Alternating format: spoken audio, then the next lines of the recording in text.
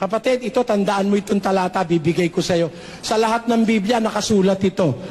Timoteo 6:16. Na siya lamang ang walang kamatayan, na nananahan sa liwanag na di malapitan, na di nakita ng sino mang tao o makikita man. Yung palang Ama sa langit, hindi nakita yun ng sino man tao o makikita man. Eh kung si Kristo'y tao, lumalabas hanggang ngayon, hindi niya pa nakikita yung Ama. Eh ulitin mo yung salata, ulitin mo. Oh.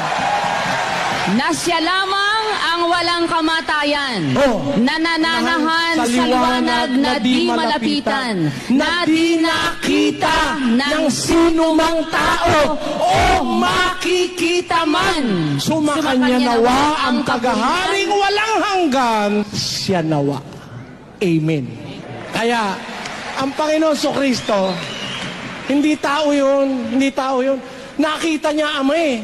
Eh walang taong nakakita kailanman sa Diyos eh. Eh nakita niya Ama. Ano ba naman logic yun? Walang taong nakakita kailanman sa Diyos. Sabi niya, eh nakita niya. Ang ibig sabihin nun, nung sabihin niya na walang taong nakakita kailanman sa Diyos, eh nakita niya dahil hindi siya tao. Ayun, ganun yun kapatid.